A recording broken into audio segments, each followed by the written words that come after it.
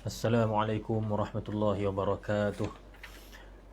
Alhamdulillahi rabbil alamin wa bihi nasta'in ala umuri dunya waddin wassalatu wassalamu ala sayyidina Muhammad asyrafil mursalin wa ala alihi wa sahbihi ajma'in. Subhanaka la ilma lana illa ma 'allamtana innaka antal alimul hakim. Wala haula wala quwwata illa billahil aliyyil azim. Alhamdulillah, kita syukur pada Allah Subhanahu Wa Taala pada hari yang mulia ini. Allah Subhanahu Wa Taala telah berikan kita taufik untuk kita sama-sama menghadiri dan menyertai pengajian tafsir Al-Quran secara online. Mudah-mudahan Allah Subhanahu Wa Taala membukakan pintu kefahaman kepada kita semua, ya, dengan berkat bulan yang mulia, bulan haram, dan dengan berkat hari yang mulia, hari Jumaat, dengan berkat Al-Quranul Karim yang merupakan kitabullah, kalamullah, dan ilmu tafsir yang merupakan di antara ilmu yang terbaik, di antara ilmu yang terbaik di kalangan ilmu agama. Jadi mudah-mudahan Allah Subhanahu Wa Taala berikan kita kefahaman yang benar dan mengajarkan kita takwil, iaitu tafsir, pemahaman mengenai makna kalam Allah, dan seterusnya Allah Ta'ala berikan kita taufik untuk kita beramal sesuai dengannya, lalu kita dapat menyampaikannya kepada orang lain dengan cara yang benar, lagi mengikuti cara Rasulullah sallallahu alaihi wasallam.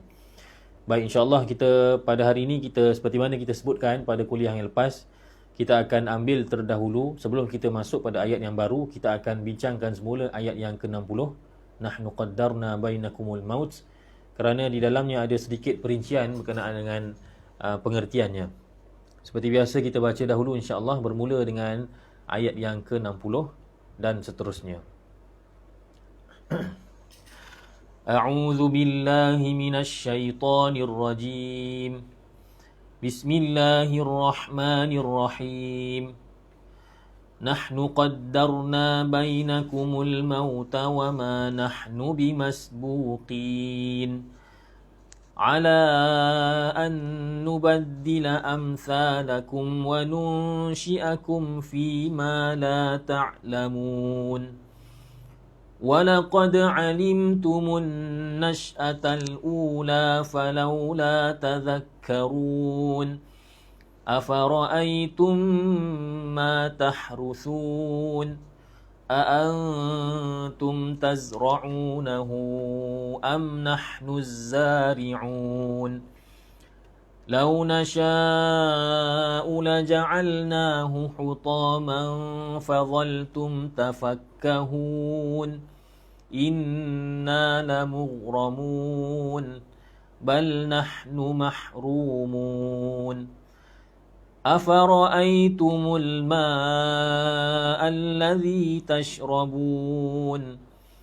أأنتم أنزلتموه من المزن أم نحن المنزلون لو نشاء جعلناه أجاجا فلولا تشكرون أفرأيتم النار التي تورون أأنتم أنشأتم شجرتها أم نحن المنشئون نحن جعلناها تذكرة ومتاعا للمقوين فسبح باسم ربك العظيم سبحان ربي العظيم. Baik,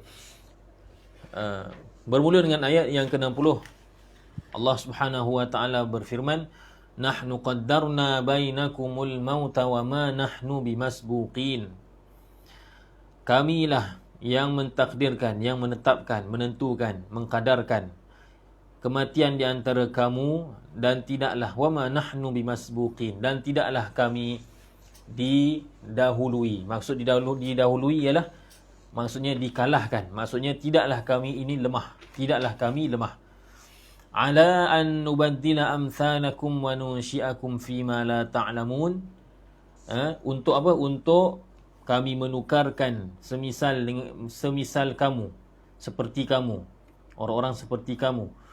Wa nunsyi'akum, dan kami mengadakan semula, menciptakan semula kamu dalam bentuk yang kamu tidak mengetahuinya, dalam rupa yang kamu tidak mengetahuinya. Baik, ayat ni, dua ayat ni, ayat ke-60 dan 61, sebenarnya banyak tafsiran dan agak susah sikit kalau kita nak terangkan, tapi saya cuba sedaya upaya untuk memudahkan bahasa supaya dapat kita mempelajarinya dengan baik. Jadi ada sebahagian ulama yang menafsirkan qaddarna, kalimah qaddarna, nahnu qaddarna. Qaddarna itu ditafsirkan sebagai seolah-olah menunjukkan menyukat, memberikan qadar,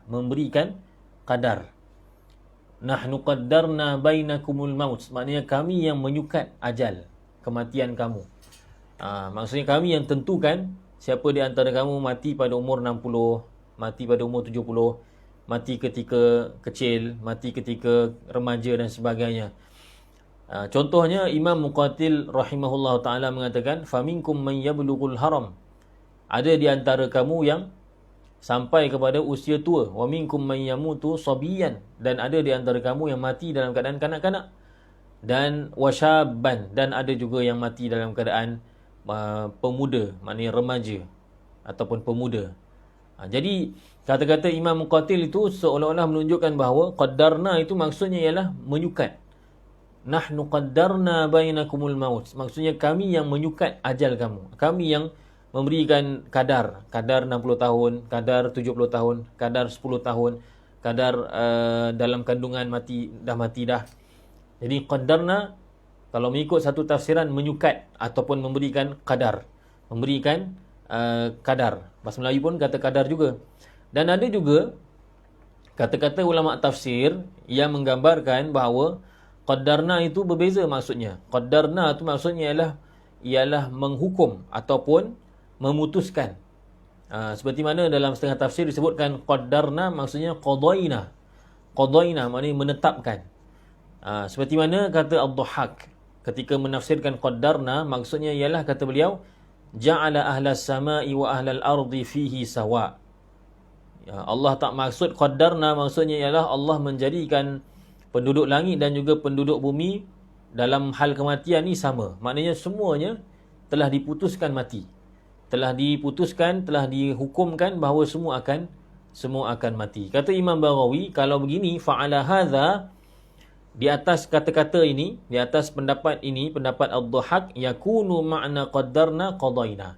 Maka jadilah makna qaddarna itu ialah qadaina. Tapi walau macam mana pun, kata Imam Asy-Syaukani dalam tafsirnya, Fathul Qadir, kata beliau, wal ma'na mutaqarib. Maknanya sama je, dia agak tidaklah jauh beza. Cuma ini penting bagi orang yang ada asas bahasa Arab, dia tahulah, seharusnya dia tahu beberapa makna bagi kalimah qaddarna. Okey, selesai satu perkara. Kemudian nahnu qaddarna bainakumul maut wa ma nahnu bimasbuqin ala an nubaddila amsalakum. Ayat yang ke-61 ni. Ala an nubaddila amsalakum wa nunsyi'akum fima la ta'lamun, agar ataupun untuk kami menukar semisal kamu dan menciptakan kamu dalam rupa yang kamu tidak mengetahuinya. Baik, ala ni ayat ini, ayat yang ke-61 ini bermula dengan ala, atas ataupun atas tujuan ataupun untuk. Terjemahan yang mudah, untuk. Kalau kalimah ataupun perkataan biasa, kita tidak akan letak ala di depan. Jadi ayat 61 ni bermula dengan ala, maka pastinya ia akan berkait dengan yang sebelumnya. Cuma persoalannya ialah ala an nubaddila amsalakum ini, dia berkait dengan apa? Muta'alliq dengan apa? Maka di sini ada beberapa tafsiran. Kata Syekh Tantawi rahimahullahu ta'ala, bolehlah ditafsirkan bahawa ala an nubaddila amsalakum itu dia berkait dengan nahnu qaddarna bainakumul maut. Jadi kalau begitulah ta'alluqnya, kaitannya, maka maksud ala an nubaddila amsalakum sehingga akhir, maksudnya ialah kami juga berkuasa, kami juga mampu untuk menukarkan Kami mampu, kami berkuasa, kami menentukan kematian ke atas kamu, dan kami juga berkuasa untuk menukarkan, mewujudkan kaum yang lain daripada zuriat orang-orang yang telah ditakdirkan bahawa dia mati. Begitu. Sebab tadi kan disebutkan nahnu qaddarna bainakumul maut. Jadi dia ada kalimah maut di situ. Jadi ala an nubaddila amsalakum ditafsirkan, bila dijadikan ayat tadi bertakluk dengan nahnu qaddarna bainakumul maut, maka ala an nubaddila amsalakum itu maksudnya ialah kami berkuasa untuk menukar ganti orang-orang yang telah mati. Sebab tadi disebut bainakumul maut, kami berkuasa untuk menukarkan, mewujudkan zuriat yang lain dari kalangan, dari keturunan orang-orang yang telah mati sebagai ganti. Ini satu tafsiran. Tafsiran yang kedua kata Syekh Tantawi, boleh juga, sahih juga, kalau ditafsirkan bahawa ala an nubaddila amsalakum itu dia bukan muta'alliq dengan bukannya muta'alliq dengan nahnu qaddarna bainakum. Dia berkait dengan bimasbuqin, akhir ayat 60. Wa ma nahnu bimasbuqina ala an nubaddila amsalakum. Maksudnya apa? Wa ma nahnu bimasbuqin, dan tidaklah kami lemah. Lemah apa? Tidaklah kami lemah untuk menukarkan semisal kamu. Begitu. Ini lebih senanglah sebab dia ambil hujung ayat 60 dicantumkan dengan awal ayat 61. Wa ma nahnu bimasbuqina ala an nubaddila amsalakum wa nunsyi'akum fi ma la ta'lamun. Maknanya ala an nubaddila amsalakum itu dia berkait dengan wa ma nahnu bimasbuqin. Kalau begitulah keadaannya, maka tafsirannya ialah, maksud ayat ni ialah tidaklah kami, kata Allah Ta'ala, lemah. Lemah apa? Tidaklah kami lemah untuk menukar gantikan semisal dengan kamu. Oleh kerana dia tidak ada berkaitan dengan maut tadi, maka tafsirannya berbeza. Tafsirannya ialah menukar ganti, yang dimaksudkan di sini ialah mewujudkan kaum yang lain yang selain daripada mereka. Bukan daripada keturunan mereka, tapi keturunan lain, makhluk yang lain. Begitu. Makhluk yang lain.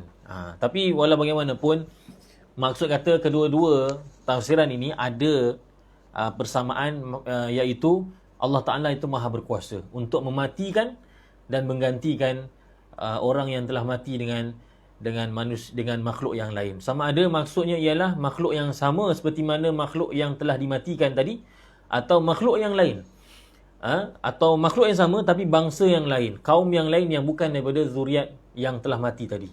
Itu hasil daripada kita tengok kedua-dua pendapat tadi. Alhamdulillah. Saya pun tadi berfikir juga macam mana nak bagi mudah, tapi saya harap penerangan yang saya berikan itu sudah pun menjadi mudah dan insyaAllah dapat difahami oleh muslimin dan muslimat yang mengikuti tafsir ini. Jadi kita jangan risau, muslimin dan muslimat, saudara-saudari, ibu-ibu, ayah-ayah semua. Jangan kita risau, kita belajar ni payah, susah. Sebenarnya dia susah pada permulaan. Nanti apabila kita belajar dengan guru yang lain, kitab yang lain, apabila tiba pada ayat ini, kita belajar tafsir dengan orang yang lain, tapi ayat yang sama, surah yang sama, kita akan rasa mudah. Sebab apa? Sebab sebelum itu kita telah mendengar yang susah. Kita telah mendengar perkara itu. Samalah juga dalam ilmu lain, ilmu fiqah ke tauhid. Contohnya dalam bab tauhid, kali pertama memang susah. Kita akan belajar berkenaan dengan maksud wajib akli, wajib adat, wajib syarak, wajib pada syarak.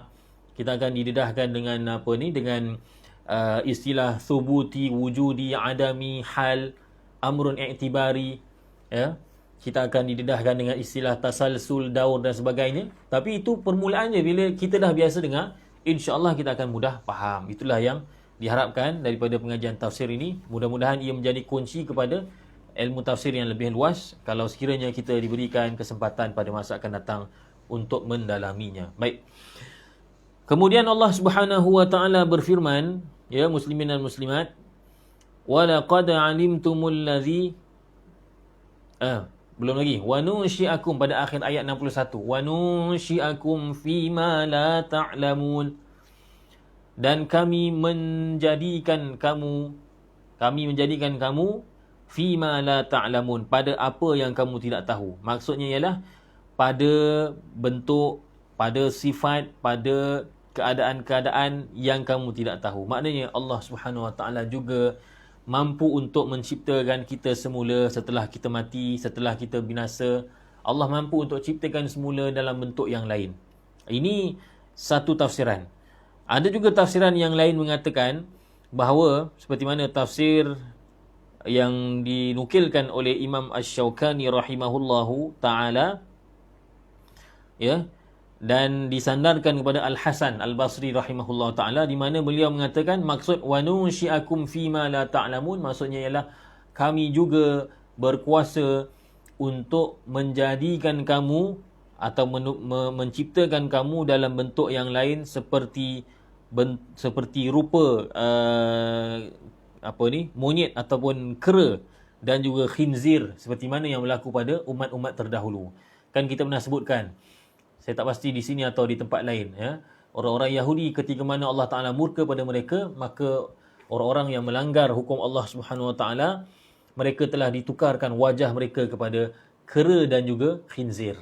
Jadi pada ayat wa nunsyi'akum fima la ta'lamun ada dua tafsiran. Ada yang mengatakan bahawa maksudnya ialah Allah mampu untuk membangkitkan semula kamu setelah semuanya binasa dengan tiupan sangkakala yang pertama. Allah kata kami mampu untuk membangkitkan semula untuk dihimpunkan di padang, di mahsyar, dan untuk dihisab dan sebagainya. Jadi wa nunsyi'akum itu seolah-olah menunjukkan kebangkitan semula pada hari akhirat. Manakala sebahagian ulama seperti Al-Hasan Al-Basri mengatakan bahawa wa nunsyi'akum itu maknanya di dunia ini.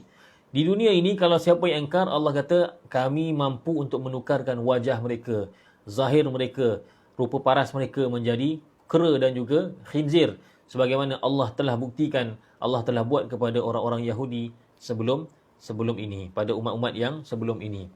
Baik. Jadi di sana ada dua tafsiran, dan kedua-dua itu dalam makna kata dalam kerangka tafsir yang sahih, kerana Allah Taala memang sememangnya mampu untuk melakukan, sama ada mengikut yang pertama ataupun yang kedua. Baik, muslimin dan muslimat yang dirahmati lagi dikasihi oleh Allah Subhanahu Wa Taala. Kemudian Allah Taala berfirman, وَلَقَدْ عَلِمْتُمُ النَّشْأَةَ الْأُولَى فَلَوْلَا تَذَكَّرُونَ. Dan demi sesungguhnya kamu telah pun mengetahui penciptaan yang pertama, maka mengapa kamu tidak mengambil peringatan? Mengapa kamu tidak mengambil peringatan, atau mengapa kamu tidak mengambil pengajaran? فَلَوْلَا تَذَكَّرُونَ. Maknanya apa? Maknanya kamu dah tahu, wahai manusia, kamu dah tahu bagaimana penciptaan yang pertama, peristiwa penciptaan manusia yang pertama, awal-awal fasa penciptaan manusia. Kamu dah tahu dah. Memang tidak ada lain yang melakukannya, yang menciptakannya, melainkan Allah. Kamu dah tahu, dah mengiktiraf. Dan kamu tahu tidak ada siapa yang berkuasa untuk melakukannya. Maka falaula tadhakkarun. Mengapa kamu tidak mengambil pengajaran, tidak mengambil peringatan? Cuma di sini ada ulama berbeza pandangan. An-nash'atal ula di sini, penciptaan pertama, fasa pertama penciptaan manusia yang dimaksudkan dalam ayat ini, apa dia? Kalau mengikut Imam Asy-Syaukani dan juga Syekh Tantawi rahimahullah taala, maksud penciptaan pertama di sini ialah penciptaan manusia bermula dari nutfah, dari air mani kepada setitik darah, kepada segetul daging. Maknanya fasa-fasa penciptaan manusia di dalam kandungan rahim ibu. Ini satu tafsiran. Ada juga sebahagian ulama seperti mana Qatadah, Ad-Dhahhak dan lain-lain yang menafsirkan bahawa penciptaan manusia yang pertama yang dimaksudkan dalam ayat ini ialah penciptaan Adam AS. Seolah-olah Allah Ta'ala nak mengingatkan kita kepada penciptaan ketika mana mula-mula Allah ciptakan Adam. Siapa yang ciptakan? Allah Ta'ala yang ciptakan. Tapi kalau mengikut tafsiran Asy-Syaukani dan juga Syekh Tantawi, seolah-olah Allah Ta'ala nak mengingatkan kita Ya, bagaimana kita ni pada asalnya diri kita ni. Sebab Adam AS diciptakan dari tanah, tapi kita ni sendiri dari mana? Daripada air mani, kemudian menjadi darah, menjadi daging dan sebagainya. Tapi walau apa juga tafsiran, sama ada tafsiran pertama dan kedua, maksud kata ialah Allah nak ingatkan kita. Kamu dah tahu dah bahawa tak ada siapa yang mampu untuk melakukan demikian, yang menciptakan manusia. Sama ada mencipta, yang dimaksudkan di sini ialah penciptaan Adam atau penciptaan kamu yang bermula dengan air mani. Kamu dah tahu dah memang tidak ada zat yang berkuasa yang melakukan demikian. Hanya Allah sahaja yang berkuasa. Maka mengapa kamu tidak mengambil pengajaran? Apa yang dimaksudkan dengan mengambil pengajaran di sini? Maksud mengambil pengajaran di sini ialah mengapa kamu tidak mempercayai adanya hari kebangkitan semula? Mengapa kamu tidak meyakini yang kamu akan diciptakan semula, dibangkitkan semula setelah mati?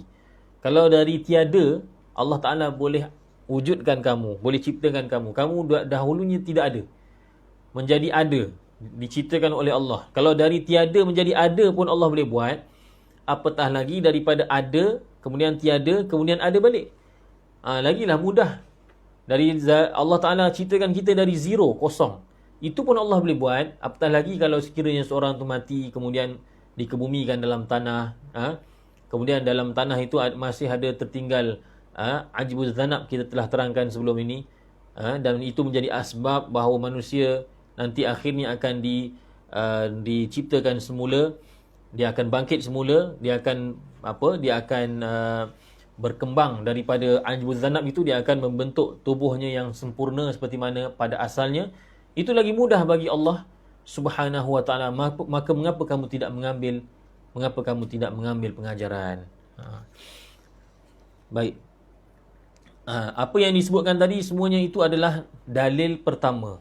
Kita dah terangkan sebelum ni bahawa kata Syekh Tantawi, ayat dalam muka surat 536 surah Al-Waqi'ah ini, dalam satu muka surat ini ada 4 dalil, ada 4 hujah yang membuktikan kekuasaan Allah Subhanahu Wa Taala dan membuktikan bahawa adanya kehidupan selepas kematian, dan bahawasanya Allah Ta'ala itu mampu untuk menghidupkan semula, membangkitkan semula manusia setelah mati. Kerana pada ayat yang awal, yang sebelum-sebelum ini, kita telah terangkan bahawa orang-orang musyrikin ini mereka menafikan kebangkitan semula. Wa kanu yaquluna a idza mitna wa kunna turaban wa 'idhaman a inna lamab'utsun. Ayat yang ke-47 dan seterusnya. Maka afara'aitum yang berulang sebanyak 4 kali dalam muka surat 536 ini. 4 kali Allah Ta'ala ulang afara'aitum. Kata Syekh Tantawi, itu adalah 4 hujah, 4 dalil bagi membuktikan bahawa Allah Ta'ala mampu untuk membangkitkan manusia semula selepas daripada kematian. Jadi kita baru selesai afara'aitum yang pertama. Masuk pula afara'aitum yang kedua. Dalil yang kedua. Afara'aitum ma tahruthun a antum tazra'unahu am nahnu az-zari'un law nasha'u laja'alnahu hutaman fadhaltum tafakkahun inna lamughramun bal nahnu mahrumun. Baik. Allah Ta'ala kata apa? Afara'aitum ma tahruthun. Tidakkah kamu melihat apa yang kamu tanam? Apa yang kamu tanam? Afara'aitum ma tahruthun. Tidakkah kamu melihat, kamu memperhatikan benih yang kamu tanam? Apa yang kamu tanam, iaitu benih. Ya, a antum tazra'unahu am nahnu az-zari'un. Adakah kamu yang menumbuhkannya atau kami yang menumbuhkannya? Subhanallah. Kan bila kita menanam pokok, kita masukkan biji benih. Siapa yang bawa keluar tunas daripada biji benih yang kosong itu? Siapa yang tarik keluar akar, menjalar ke bawah? Kalau bukan Allah Subhanahu Wa Taala. Kamu sendiri melihat yang kamu hanya sekadar masukkan biji benih dan kamu tidak mengetahui bagaimana keadaan benih tadi. Bukan kamu yang tarik keluar tunasnya, bukan kamu yang tarik keluar akarnya. Siapa yang buat? Tidak lain melainkan Allah Ta'ala. Afara'aitum ma tahruthun a antum tazra'unahu am nahnu zari'un. Kamu ke yang menumbuhkannya, ke kami yang tumbuhkan? Kata Allah Subhanahu wa ta'ala. Ya Allah, Jadi Allah Ta'ala berikan dalil yang kedua untuk membuktikan bahawa dia maha berkuasa untuk menghidupkan, membangkitkan semula manusia yang telah mati. Benih yang kosong, bulat seketul macam tu, Allah Ta'ala boleh keluarkan akarnya dan tunasnya. Kalau itu pun Allah boleh buat, apatah lagi lah nak menciptakan semula, membangkitkan semula daripada kubur masing-masing setelah mereka mati. Ya. Kemudian Allah kata, "Lau nasya'u la ja'alnahu hutaman fadhaltum tafakkahun." Kalau kami mahu, kata Allah Ta'ala, kalau kami naklah kan, pasti, sudah pasti, sudah tentu kami akan menjadikannya. Nya itu ialah tanaman kamu tu. Hutama, kering. Kering binasa, hancur. Kering binasa. Ya, fadhaltum tafakkahun. Lalu tinggallah kamu. Ya. Lalu tinggallah kamu, atau terjemahan lain, lalu kamu tinggallah kamu, ataupun ialah tinggallah kamu dalam keadaan kehairanan dan kerugian dan menyesal. Allah kata, kalau kami tumbuhkan, kamu tanam, kami yang tumbuhkan. Tapi kalau kami nak, kami juga boleh biarkan benih tadi akhirnya kering, binasa, mati, dan kamu akan menyesal, kamu akan tercengang, kamu akan kehairanan, menyesal kerana kerugian. Buat kerja penat-penat tapi tidak ada hasilnya. Kami mampu buat, kata Allah Subhanahu wa ta'ala. Jadi kalimah hutama di sini maksudnya ialah kering, maksudnya ialah hancur. Ya, benih tadi tidak ada faedah dah, tidak memberikan hasil, tidak bermanfaat. Dan tafakkahun maksudnya apa? Tafakkahun maksudnya ialah kehairanan dan menyesal. Hairan dan menyesal dengan apa yang terjadi. Menyesal. Dan menyesal di sini di atas apa mereka menyesal? Kata Al-Hasan dan Qatadah, mereka menyesal di atas apa yang telah berlaku. Sama juga macam Syekh Tontawi. Dia kata maksudnya ialah menyesal dalam keadaan menyesal, maksudnya ialah menyesal kerana menyesali apa yang berlaku, kerosakan yang berlaku itu. Tapi ada juga tafsiran yang lain mengatakan, seperti tafsir yang dikemukakan oleh Ikrimah, maksud menyesal di sini ialah tafakkahun, maksudnya menyesal di atas maksiat yang dilakukan. Maknanya mereka menyesal, ya Allah, kalaulah aku tak buat maksiat, maka nescaya, maka pasti keadaan ini tidak akan berlaku, musibah ini tidak akan berlaku. Tak apalah, mana-mana tafsiran pun tidak ada masalah, tidak menjadi masalah. Kemudian inna lamughramun. Inna lamughramun. Mana ayatnya? Inna lamughramun. Bukan sahaja kamu menyesal, bukan sahaja kamu kehairanan, bahkan kamu akan katakan inna lamughramun. Sesungguhnya kami mughramun, kami rugi, kami binasa, kami telah dikenakan azab.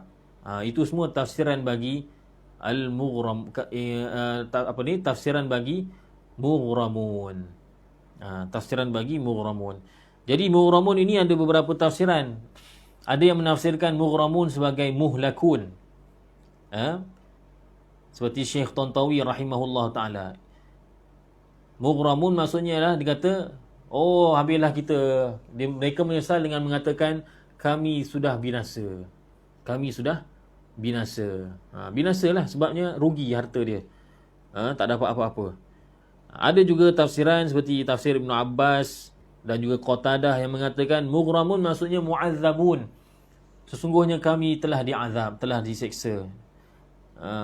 Kerana al-gharam di sisi orang Arab, orang Arab mengatakan al-gharam itu ialah al-azab. Ada juga yang mengatakan seperti Ad-Dhahhak dan juga Ibnu Kaisan, inna lamughramun maksudnya ialah rugi. Kerana al-mughram maksudnya ialah allazi dhahaba maluhu bighairi iwad. Mughram maksudnya ialah orang yang hilang habis hartanya. Hartanya telah pergi, telah habis bighairi iwad, tanpa sebarang pulangan. Rugilah maknanya. Kami dah beli benih, dah buat baja apa semua, tapi tak dapat apa-apa hasil. Inna lamughramun. Inna lamughramun maksudnya kami telah rugi. Jadi Allah kata kami mampu buat begitu sehingga kamu akan mengatakan kamu rugi. Atau kamu diazab kalau mengikut tafsir yang kedua tadi. Atau kamu mengatakan kamu telah binasa. Kami boleh buat sampai tahap macam tu. Nah, tapi kamu tak nak beriman, tak nak meyakini bahawasanya kami, iaitu Allah Subhanahu Wa Taala, berkuasa untuk membangkitkan semula diri kamu pada hari akhirat. Baik. Dalam ayat ini ada diceritakan, dalam menafsirkan ayat ini, Imam Al-Qurtubi rahimahullahu taala menyebutkan dalam tafsirnya suatu amalan yang boleh kita amalkan. Khususnya kepada para petani lah. Tak kira lah petani di kampung atau petani di bandar. Sekarang ni banyak, lebih-lebih lagi musim PKPD ni. PKPD. Ramai orang yang menyibukkan diri, maksudnya menggunakan masa yang ada ni untuk bertani. Jadi Imam Qurtubi dalam menafsirkan ayat ini, beliau membawakan satu amalan. Mungkin kita boleh amal. Kata Imam Qurtubi dalam tafsirnya adalah mustahab. Mustahab ni maknanya digalakkan, perkara yang baik. Kalau istilah kita mazhab Syafi'i, mustahab ni sunat.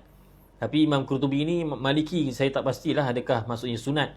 Tapi maksud kata digalakkan, disarankan, digalakkan, disukai amalan ini bagi sesiapa yang nak memasukkan benih dalam tanah, dia nak bertani, bercocok tanam, dimustahabkan baginya, digalakkan, disarankan untuk dia membaca, pertama sekali ialah isti'azah, a'udzubillahi minasyaitonirrajim. Yang kedua dibaca afara'aitum ma tahruthun a'antum tazra'unahu am nahnu zari'un. Ayat 63. Ayat 63 dan 64. Antum tazra'unahu am nahnu zari'un. Ya, 63 dan 64. Ini amalan ni, boleh amal. Imam Qurtubi kata digalakkan bila kita nak masukkan benih, nak tanam benih, maka kita baca a'udzubillahi minasyaitonirrajim. Afara'aitum ma tahruthun a'antum tazra'unahu am nahnu zari'un. Kemudian setelah habis ayat tersebut, kita kata pula balillahu zari'u wal munbitu wal muballigh, ataupun wal mubligh. Bahkan Allah lah yang menumbuhkan, dan Allah juga yang munbit pun sama juga, menumbuhkan juga. Wal muballigh ataupun wal mubligh, saya tak pasti baris ni bagaimana. Kemudian setelah dikata begitu, balillahu zari'u wal munbitu wal mubligh atau wal muballigh, kemudian ditambah lagi Allahumma salli ala Muhammad warzuqna thamara hadza zar'i wajannibna dararahu waj'alna li an'umika minasyakirin wa li alaika minadzakirin wa barik fihi ya rabbal alamin. Panjang doa dia. Ini amalan. Setiap kali kita nak masukkan benih, dicadangkan oleh Imam Qurtubi, kita baca a'udzubillahi minasyaitonirrajim. Afara'aitum ma tahruthun a'antum tazra'unahu am nahnu zari'un. Kemudian kita kata balillahu zari'u wal munbitu wal muballigh atau wal mubligh. Allahumma salli ala Muhammad warzuqna thamara hadza zar'. Wahai Allah, selawat ke atas sejahtera ataupun rahmat ke atas, turunkanlah rahmat ke atas Nabi Muhammad sallallahu alaihi wasallam, dan kurniakanlah kami hasil daripada tanaman ini, wajannibna dararahu, dan jauhkanlah kami daripada mudaratnya, waja'alna li an'umika minasyakirin, dan jadikanlah kami di kalangan orang yang bersyukur terhadap nikmat-nikmat-Mu wahai Allah, wa li alaika minadzakirin, dan menjadi orang-orang di antara orang-orang yang mengingati pemberian-pemberian-Mu wahai Allah, wa barik fihi ya rabbal alamin, dan berkatilah padanya, iaitu pada tanaman kami ini, wahai Rabbul Alamin. Ini amalan, ya. Jadi tuan-tuan perempuan boleh amal lah. Kalau siapa tak nak amal, dia rasa macam tak payahlah, tak apalah, tak payah kita berdebat dengan dia. Kalau nak amal, amal. Tak nak amal, sudah, tak ada masalah. Okey. Kemudian Allah Subhanahu Wa Taala menyatakan pula dalil yang ketiga, hujah yang ketiga yang membuktikan bahawa Allah Taala berkuasa untuk membangkitkan manusia semula. Ya, iaitu afara'aitum yang ketiga. Apa dia? Afara'aytumul ma'a alladhi tashrabun A'antum anzaltumuhu minal muzni am nahnul munzilun. Allah Subhanahu wa taala berfirman, afara'aytumul ma'a alladhi tashrabun. Pernahkah kamu ataupun tidakkah kamu memerhatikan air yang kamu minum? Kamu tak tengok ke? Air yang kamu duk minum selama ni, kamu tak tengok ke? Tidakkah kamu memerhatikan air yang selama ni kamu minum? A'antum anzaltumuhu minal muzn. Adakah kamu yang menurunkan air tersebut daripada muzn, iaitu awan? Kamu ke yang bawa turun air itu dari awan turun ke bumi? Am nahnul munzilun. Atau sebenarnya kami yang menurunkannya? Ya Allah. Air yang kita duk minum ni pun sebenarnya adalah bukti kekuasaan Allah Ta'ala. Kita tak berkuasa nak menurunkan hujan yang memang dari asalnya adalah dari awan. Bukan kerja kita. Yang menurunkan ialah Allah Subhanahu Wa Taala. Walaupun kita ada biasanya kalau tak ada hujan, kita akan buat penanaman benih hujan.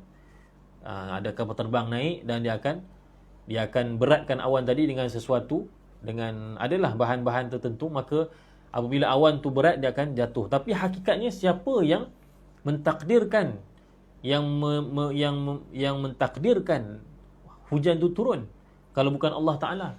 Dalam hadis yang sahih, Nabi SAW menyebutkan bahawa sebenarnya hujan itu turun bukannya dia turun dengan sendirinya, tetapi dalam hadis menyebutkan bahawa hujan itu turun dengan perintah Allah Ta'ala. Allah perintahkan setiap satu malaikat membawa satu titis hujan. Setiap satu titisan hujan yang turun ke muka bumi dibawa oleh satu malaikat. Masya Allah, tengok bagaimana pentadbiran Allah Ta'ala, kerajaan Allah. Betapa banyak malaikat yang ditugaskan oleh Allah hanya untuk membawa hujan saja.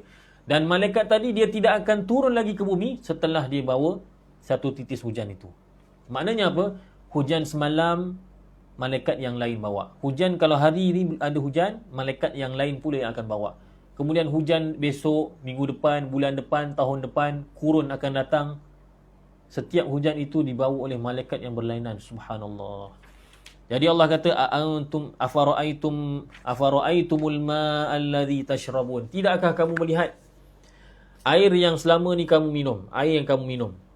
A'antum anzaltumuhu minal muzni am nahnul munzilun. Adakah kamu yang menurunkannya daripada awan, daripada langit, atau kami sebenarnya yang menurunkannya? Masya Allah. Ya Allah, ya Rabbal Alamin. Tak ada lain. La syak, tidak ada syak lagi bahawa Allah lah yang menurunkan air tersebut. Dan dalam ayat ini Allah Subhanahu Wa Taala menyebutkan satu sahaja fungsi air, iaitu apa? Tashrabun. Kenapa dikhususkan minum? Afara'aytumul ma'a alladhi tashrabun. Tidakkah kamu melihat air yang kamu minum? Sedangkan fungsi atau manfaat air itu terlalu banyak. Minum, mandi, makan, masak, basuh dan sebagainya. Hatta menjadi elektrik, kan, menjadi untuk menggerakkan empangan lalu menghasilkan elektrik. Banyak. Tetapi Allah kata tashrabun. Kata Imam Asy-Syaukani, Syekh Tontawi dan lain-lain, disebutkan secara khusus tashrabun, iaitu minum. Sedangkan banyak lagi faedah-faedah air. Kerana apa? Kerana di antara manfaat-manfaat yang dibawa oleh air, manfaat minumlah yang paling besar sekali. Yalah, kalau kita ada elektrik, ada itu, ada ini, tapi kalau kita ni masih tak dapat minum air, makna kata kita ni sentiasa dalam keadaan dahaga, haus, apa gunanya? Jadi manfaat terbesar air ialah minum. Kerana itulah dikhususkan sifat ataupun fungsi air itu dikhususkan, disebutkan dengan khusus tashrabun. Kemudian Allah Subhanahu Wa Taala berfirman, "Lau nasha'u ja'alnahu ujajan falawla tashkurun." Kalau kami mahu, kalau kami nak, kami boleh menjadikannya ujaja. Kami menjadikannya ujaja, iaitu masin atau pahit. Mengikut berbeza pendapat tafsir, ulama tafsir.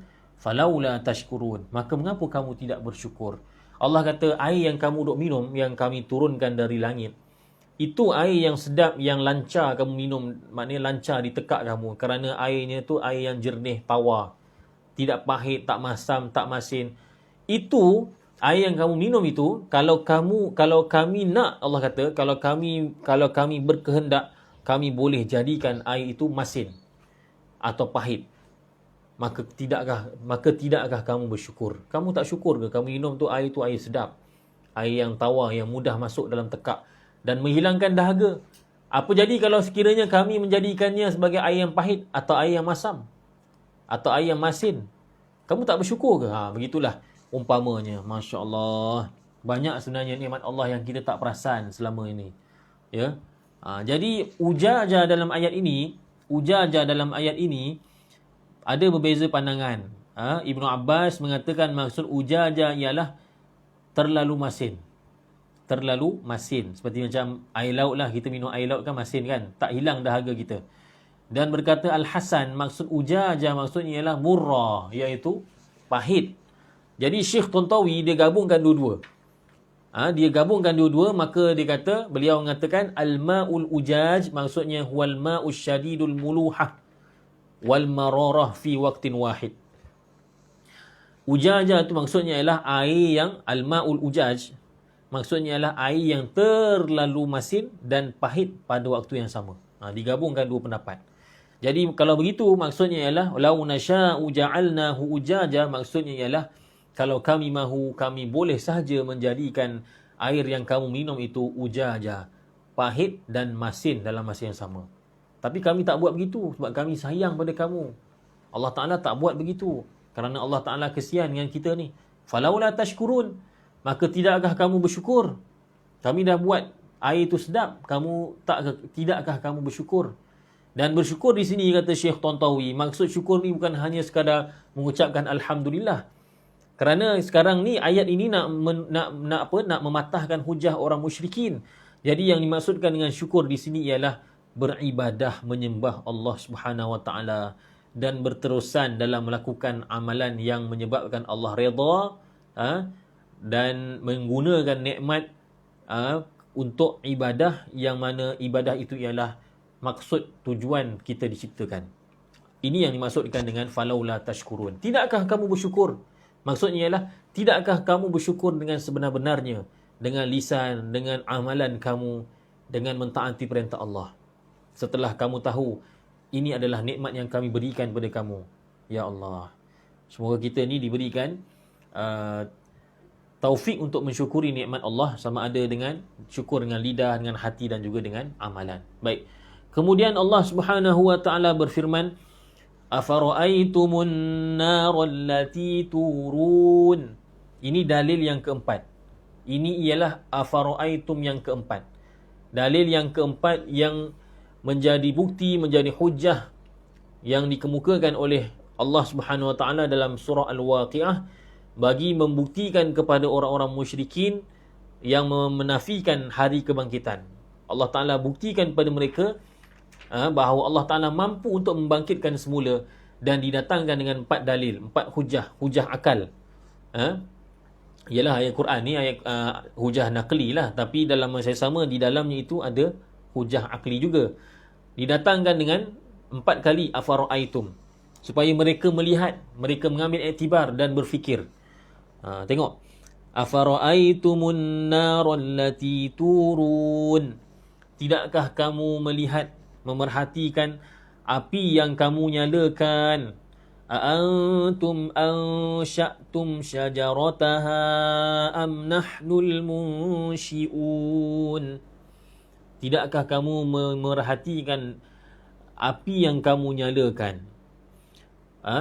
Adakah kamu yang menumbuhkan pokok kayu api tersebut, atau kami yang menumbuhkan? Kan kita bila kita nyalakan api, kita akan gunakan kayu api. Kayu yang kamu guna tu, siapa yang tumbuhkan? Kata Allah, kamu ke yang tumbuhkan kayu tu? Kamu ke yang menumbuhkan pokok kayu tu yang kamu gunakan untuk api, kamu buat api, atau kami yang menumbuhkan? Kata Allah Subhanahu Wa Taala. Cuba kita bayangkan kalau sekiranya tak ada asbab untuk kita menyalakan api, maka banyak benda terbantut. Banyak urusan kita akan tergendala. Kita tak boleh masak, tak boleh panaskan badan kita, dan segala benda-benda besi semua tidak akan tercipta. Sebab apa? Sebab besi-besi yang ada sekarang ni, yang kita duk guna ni, ya, komponen-komponen besi semuanya dibentuk kerana apa? Kerana ada api. Bila kita kenakan besi tadi pada api, maka besi mencair, maka banyaklah benda kita boleh buat dengan besi tadi. Bayangkan kalau sekiranya api tidak ada, kita tak mampu untuk menyalakan api, maka apa boleh buat? Banyak perkara akan tergendala. Maka kerana itu Allah Ta'ala suruh kita agar kita melihat api yang kita nyalakan. Api itu dari mana? Dari kayu. Kayu tu dari mana? Bukankah kami yang menciptakannya, kata Allah. Allah kata, a'antum tazra'unahu am nahnu zari'un. A'antum ansha'tum syajarataha am nahnul munsyi'un. Adakah kamu yang menumbuhkan, menciptakan pokok kayu tersebut, atau kami yang menciptakannya?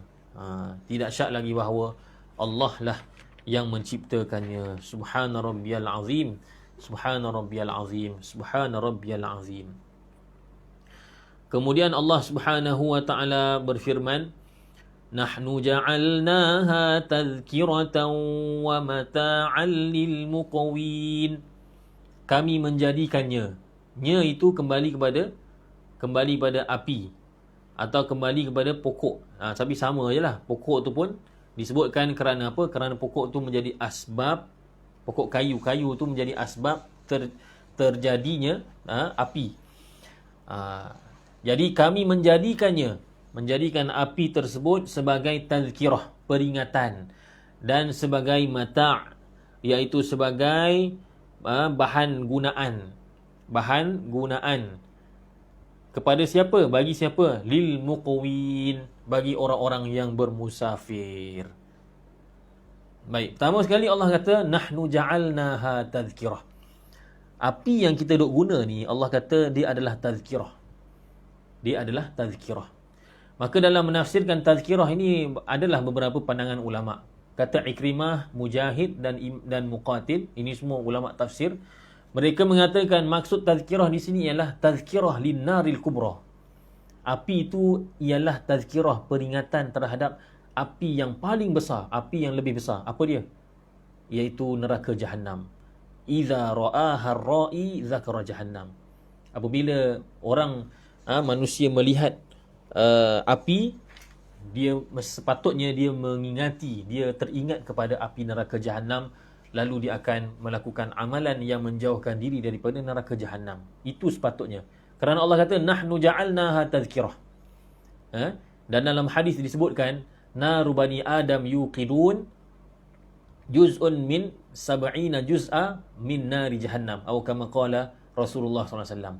Api yang dinyalakan oleh anak Adam itu adalah 1/70 daripada api neraka Jahannam, kata Nabi SAW. Sahabat bila dengar hadis ni, sahabat kata, wahai Rasulullah, api yang ada di dunia ni pun dah cukup panas. Begitu takutnya mereka kepada neraka. Sedangkan kita hari ni, ya Allah, ya Rabbal Alamin, ya, kadang-kadang kita tak takut sangat dengan neraka ni. Ini yang kita risau ni. Ya, manusia tidak takut dengan azab neraka. Wal'iyadzabillah. Baik, itu satu tafsiran. Ada juga tafsiran yang lain yang mengatakan nahnu ja'alnaha tazkirah. Kami menjadikan api itu sebagai tazkirah. Tazkirah di sini ditafsirkan oleh Imam Qatadah, maksud tazkirah ialah tabsirah. Tabsirah iaitu penglihatan. Sebab orang yang mengambil pengajaran, maksudnya dia akan melihat dengan basirahnya, dengan mata hatinya. Jadi maksud Allah menjadikan api itu sebagai tazkirah ditafsirkan oleh Imam Qatadah, maksudnya ialah Allah menjadikan api sebagai suluhan, sebagai penglihatan bagi siapa? Bagi manusia ketika mana dalam keadaan gelap. Pun betul juga kan. Apabila ada api, maka kita dapatlah melihat dalam keadaan gelap. Bila kita dalam keadaan gelap malam, dengan adanya api dapatlah kita melihat barang-barang yang kita nak cari dan sebagainya. Kemudian Allah kata wa mata'an lil muqwin. Dan api juga kami jadikan sebagai mata', iaitu bahan gunaan. Kami jadikan sebagai manfaat, kata Syekh Tontawi. sebagai bahan yang bermanfaat. Untuk siapa? Lil muqawin, untuk orang-orang yang bermusafir. Ini satu tafsiran. Jadi di sana ada beberapa tafsiran bagi perkataan kalimah muqawin. Diterangkan, dijelaskan oleh Imam Al-Baghawi. Ya. Tafsiran pertama mengatakan al-muqwin maksudnya musafir. Ini ialah tafsir yang dipegang oleh jumhur ulama. Kebanyakan ulama mengatakan maksud ayat ini ialah Allah menjadikan api sebagai manfaat bagi muqwin, iaitu orang-orang musafir. Kenapa musafir dipanggil sebagai muqwin? Syekh Tantawi menjelaskan. Muqwin itu asal daripada fi'ilnya ialah aqwa. Aqwa, wazan af'ala. Bukan aqwa yang isim tafdil tu, yang maksudnya lebih kuat, bukan. Bukannya kuat. Aqwa di sini maksudnya ialah kharaja ataupun dakhala fil qawa. Maksud aqwa maksudnya ialah masuk ke tempat yang kosong, yang tidak ada bangunan. Maksudnya apa? Maksudnya ialah pergi ke padang pasir. Jadi aqwa rajulu maksudnya ialah seorang lelaki itu telah pergi keluar ataupun masuk ke kawasan lapang. Maksudnya ialah dia telah memasuki kawasan padang pasir. Jadi orang musafir pada zaman dahulu, mereka dinamakan musafir apabila mereka sudah menempuh segala binaan-binaan, sehingga dia keluar daripada kawasan mukimnya, maka dia tidak akan jumpa lagi bangunan, tak akan jumpa lagi rumah. Dia akan, di hadapannya semua ialah padang pasir. Kerana jalan zaman dulu memang padang pasir lah. Padang pasir itulah highway dia, jalan raya dia. Jadi aqwa maksudnya ialah bermusafir. Lil muqwin maksudnya orang yang musafir. Ini tafsir yang dipegang oleh kebanyakan ulama. Ada juga ulama yang menafsirkan al-muqwin maksudnya adalah al-mustamti'in, iaitu orang yang bersenang-senang. Orang yang maknanya mendapat kemudahan lah kita katakan, dengan menggunakan api. Sama ada musafir ataupun orang yang bermukim. Jadi tafsir kedua ni meluaskan lagi makna. Siapa sahaja yang menggunakan api, yang mendapat faedah dari api, sama ada dia musafir atau tidak musafir, maka dipanggil al-muqwin. Manakala, dan ini tafsiran ini dipegang oleh Imam Mujahid dan juga Ikrimah. Manakala ada juga ulama seperti Ibnu Zaid yang mengatakan bahawa maksud al-muqwin maksudnya ialah al-ja'i'in, iaitu orang-orang yang lapar. Jadi kalau begitu, maksud ayat ini ialah nahnu wa mata'an lil muqwin, maksudnya ialah Allah juga menjadikan api itu sebagai manfaat bagi orang-orang yang lapar. Kerana dengan api itu bolehlah digunakan untuk memasak. Bagaimana Ibnu Zaid boleh mengatakan bahawa muqwin maksudnya ialah orang yang lapar? Kata para ulama, kerana orang Arab mengatakan aqwaitu munzu kaza wa kaza. Aku telah aqwa sejak sekian-sekian. Maksudnya ialah aku ni dalam keadaan lapar, aku tak makan, dah lama tak makan. Jadi digunakan kalimah aqwaitu. Digunakan kalimah aqwaitu. Maka seperti mana yang dinukilkan oleh Imam Baghawi, aqwaitu muqwin kalau mengikut Ibnu Zaid ialah maksudnya ja'i'in, iaitu orang-orang yang lapar. Apa juga tafsiran lah maksud kata api itu sangat bermanfaat.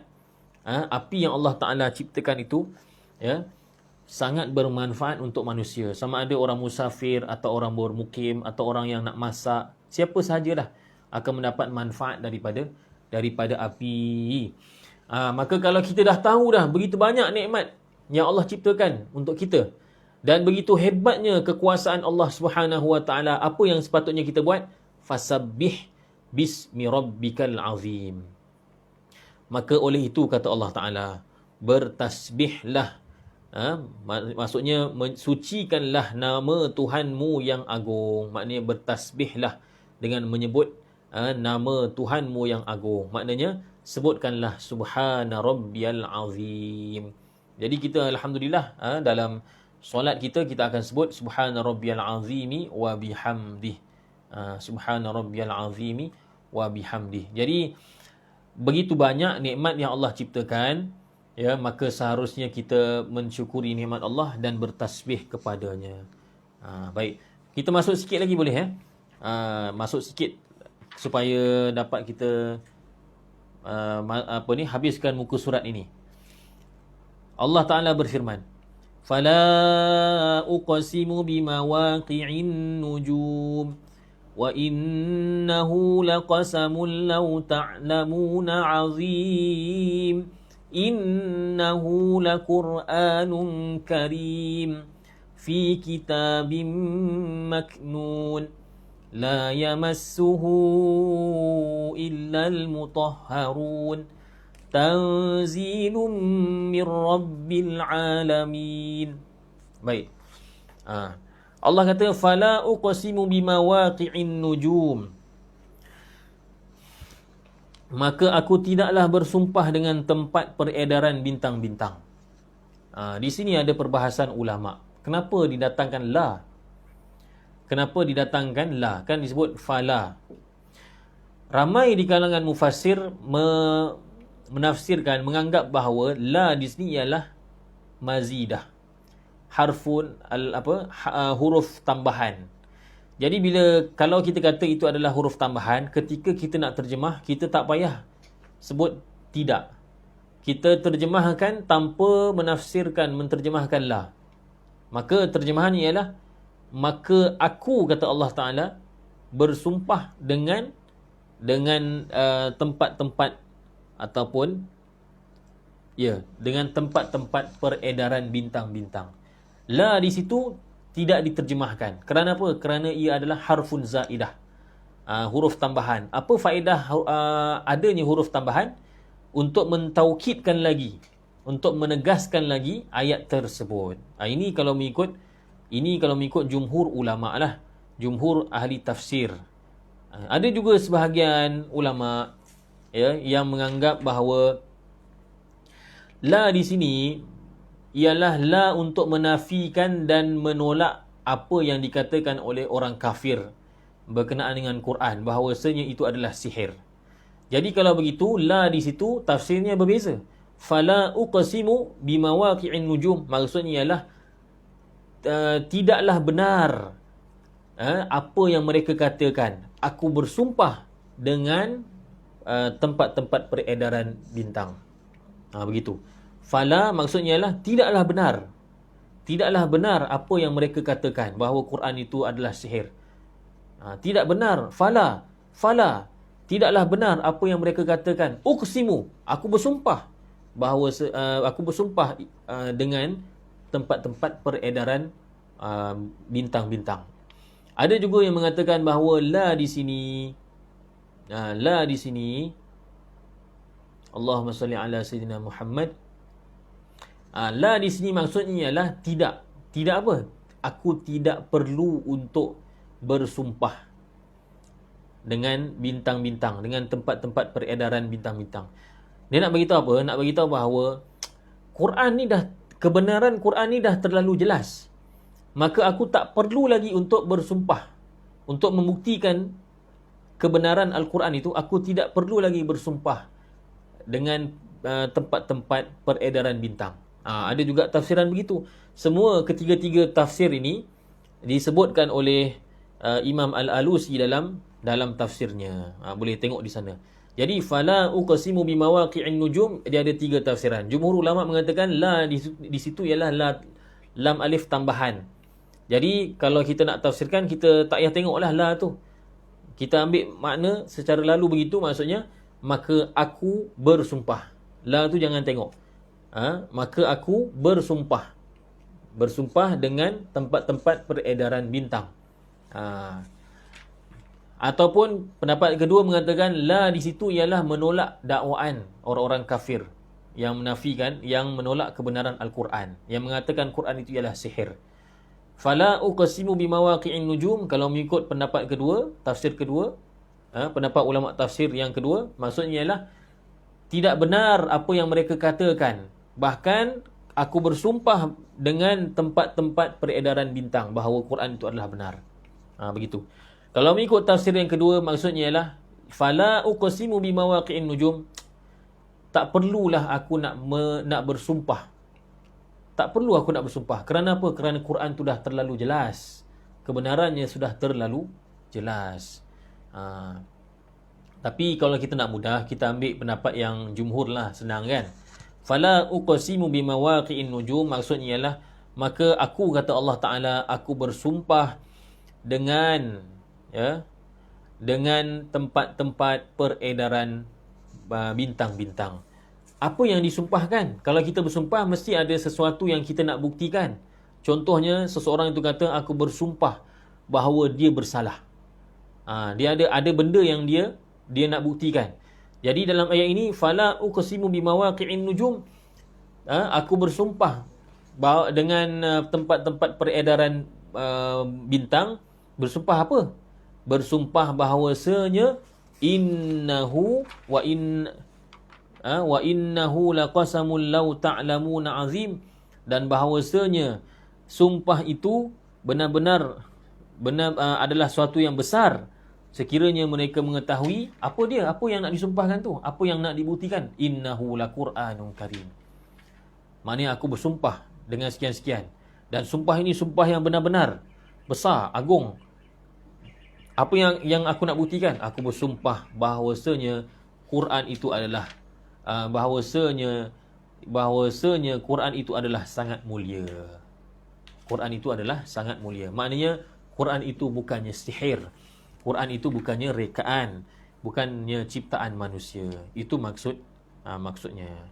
Jadi sebenarnya banyak lagi ni kalau kita nak terangkan. Contohnya yang dimaksudkan dengan mawaqi'in nujum ni apa dia? Tapi saya kira cukup sekadar itu, ya. Jadi maksud ayat yang ke-75, 76, 77 ialah Allah Subhanahu Wa Taala bersumpah, ya, bahawasanya Al-Quran itu adalah benar-benar mulia, dan apa yang didakwa oleh orang-orang musyrikin, orang-orang kafir itu yang mereka kata bahawa Quran itu adalah sihir, itu adalah salah sama sekali. Itu adalah salah sama sekali.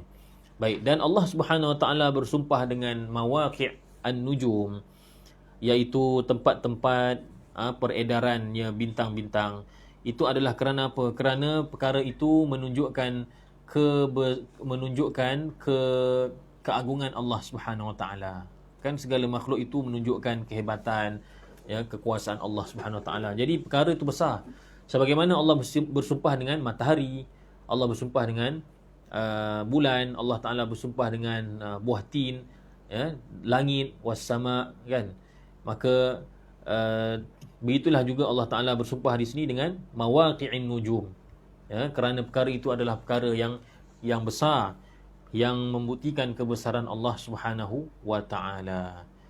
Jadi itulah yang dapat kita kongsikan pada pagi ini. Mudah-mudahan kita dapat memahami sedikit sebanyak daripada surah Al-Waqi'ah. InsyaAllah kita cuba akan khatamkan pada kuliah yang akan datang, kerana hanya berbaki kurang daripada satu muka surat. Semoga apa yang kita bincangkan ini dapat kita meraih kefahaman dan membuahkan amal soleh, insyaAllah. Amin ya rabbal alamin. Terima kasih atas perhatian dan juga komitmen tuan-tuan puan-puan. Semoga bertemu lagi insyaAllah. Wassalamualaikum warahmatullahi wabarakatuh.